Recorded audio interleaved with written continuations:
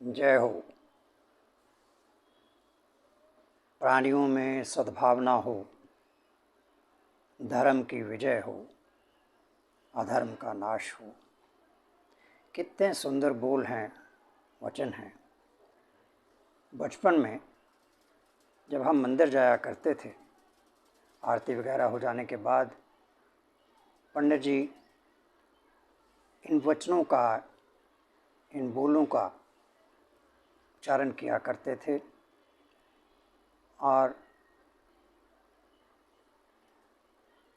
शंख में पवित्र जल लेकर श्रद्धालुओं पर, जो भी उपस्थित होता मंदिर में, उन पर वो उसका छिड़काव किया करते थे।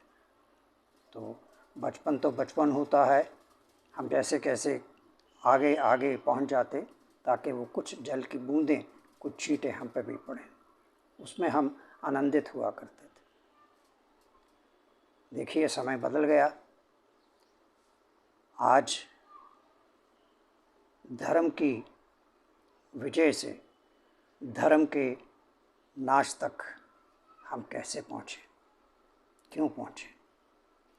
इन चीज़ों पे, इन बातों पे विचार करना बहुत आवश्यक है, लेकिन कौन करेगा, विषय ये सबसे बड़ा है। आप देखिए कि हमारे अंदर, हमारे धर्म में अपने ही लोग अपने ही धर्म का कितना विरोध करते हैं।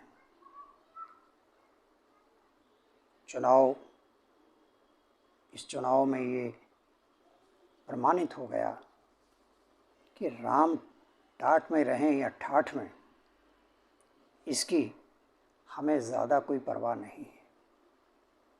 मैंने अपने कानों से लखनऊ में आज के एक आधुनिक परिवार से आती हुई संपन्न महिला, जो बुजुर्ग ही कही जाएंगी, उनको ये कहते हुए जब ये मंदिर बन रहा था सुना, मंदिर क्या रोटी देगा, इतनी महंगाई है, मंदिर क्या खाना देगा? जबकि वो कारों में चलने वाली और बंगलों में रहने वाली औरतें, उनके विचार थे ये। आज राम मंदिर हमारे बीच में है, हर्षोल्लास है, लेकिन मैं ये कहूँगा बहुत से लोगों में वो सिर्फ दिखावा है। जो भीड़ उमड़ कर वहाँ अयोध्या पहुँच रही है, उसमें से बहुत कम प्रतिशत सच में ही राम का दर्शन करने जा रहे हैं, वरना वो मूल्यांकन करने जा रहे हैं कि इस प्रधानमंत्री ने ये बनाया क्या है, हम ज़रा देख के तो आएँ। वैसे भी आज हमारे धार्मिक स्थान किसी हद तक हम पिकनिक स्पॉट के लिए इस्तेमाल करते हैं, वहाँ मौज मस्ती में जाते हैं। ये दुर्भाग्य नहीं तो और क्या है। फिर मंदिरों में पहुंच जाइए, तीर्थों में पहुंच जाइए, तो वहाँ क्या दशा है। अभी 2 दिन पहले ही आरएसएस के एक बड़े विद्वान व्यक्ति इंद्रीश कुमार जी ने जो टिप्पणी की, एक दिन की और दूसरे दिन उसको अपनी ज़ुबान को मोड़ के वापस लेने का प्रयत्न किया। इंद्रीश जी, ये तो आप भी जानते हैं, अब इस अवस्था में पहुँच के कि शब्द एक बार निकले हुए वापस बड़ी मुश्किल से होते हैं, कहूँ कि असंभव होते हैं। और आपने हमारे टीवी मीडिया को उस दिन के लिए इतना सम्मान दे दिया कि वो भांत भांत के नालायक लोगों को ले आकर, और हमारे जैसे लोग जो समाचार सुनने का प्रयत्न करते हैं, वो दिन भर उनको प्रताड़ित करते रहे भांत भांत के प्रश्नों से, क्योंकि आपके वाक्य ऐसे थे जिन पे वो सब कूद फांद रहे थे, जैसे बंदर इधर से उधर पेड़ पे दुलट्टी मारते हैं। इंद्रीश जी, मैं आपसे एक प्रश्न पूछना चाहता हूँ, क्या ज्ञानवापी में हमारे शिवलिंग के ऊपर जो सुराख किया गया है, जो छेद किया गया है, या इतने वर्ष उस पर ये दूसरे हमारे यमुना में नहाए हुए भाई जो उस पर थूकते रहे, पाँव धोते रहे, क्या आपको उसका ज्ञात था?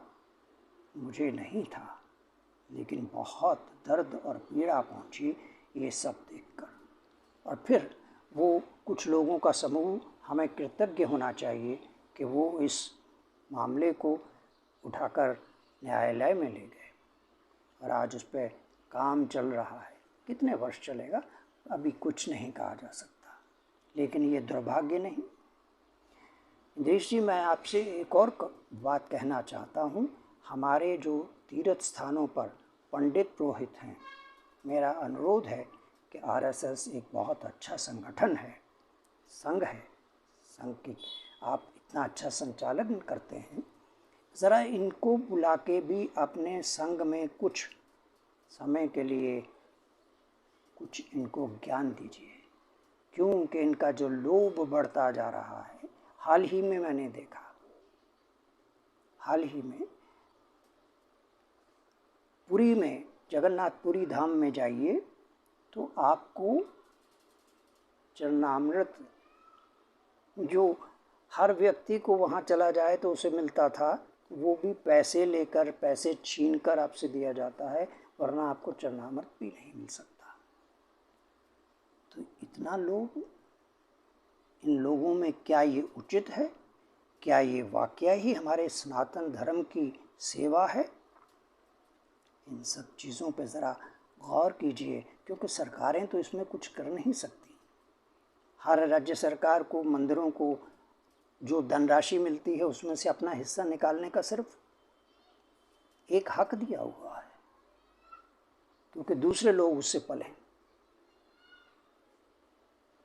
मैं दूसरा और आपको उदाहरण देता हूँ। गुप्त गोदावरी, ये चित्रकूट में आप चले जाएं तो प्रमुख स्थान है। घुटनों तक पानी मिलता है, आपको उसमें से निकल के जाना पड़ता है। 20-25 ऐसे स्थान बना रखे हैं यहाँ देवी देवताओं की मूर्तियाँ, और वो दिखाया जाता है। पंडित जी बैठे हुए हैं, और वो आपको अगर ठीक ठाक वस्त्र में देख लें तो 100 रुपये से कम का संकल्प नहीं करते। महाराज, मेरा आपसे अनुरोध है, इन लोभी और लालची पंडितों को क्या घर में अन्न नहीं मिलता खाने को? लेकिन पहनते वो एक से बढ़कर एक लिबास है, और आजकल तो वो 2 पहिया या कारों के सिवा कुछ चलते नहीं। दूसरी तरफ आप देख लीजिए, साधु सन्यासी, सन्यास का अर्थ क्या था? सब कुछ त्यागना। क्या सन्यासी आज सब कुछ त्याग के बैठा है? आप हरिद्वार, ऋषिकेश में इनके जाके संपत्ति तो देखिए, इनकी जाके संपत्ति का मूल्यांकन तो करिए। कौन करेगा ये? कौन कहेगा ये कि धर्म की रक्षा और सेवा की जा रही है? आज हम जिस धरती पे हैं, इसे हिंदुओं की धरती ही कहा जाएगा। बहुत से तीर्थ और बहुत से देवात्माएं यहाँ हुई हैं। आज और कल में जो यहाँ ये धरती रक्त संचित हुई है, उसके बाद हम शांति की कामना कर रहे हैं अपने बनाने वाले से। ये कैसी विडंबना है। मैं बात कर रहा हूँ साफ से बकरी जाति की। वो बोल नहीं पाते, वो इंसान नहीं होते, तो उनका कुछ मूल्य नहीं होता, उनकी जान का कोई अर्थ नहीं होता, जिनको आज कत्ल करके और उस पर अपना एक त्यौहार मनाया जा रहा है। ये विडंबना नहीं तो और क्या है? कौन करता था ये सब?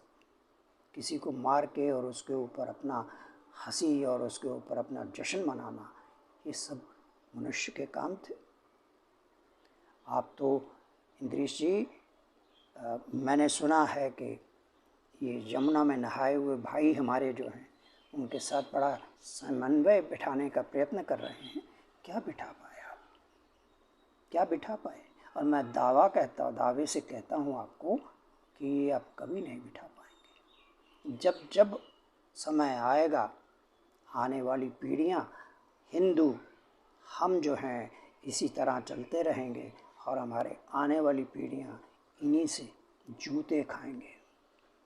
ये हमें भूलना नहीं चाहिए। ये कोई गारंटी नहीं है कि हम ऐसे ही बने रहेंगे और हमारे नेता जो आज हैं वो ऐसे ही हमारी सेवा करते रहेंगे।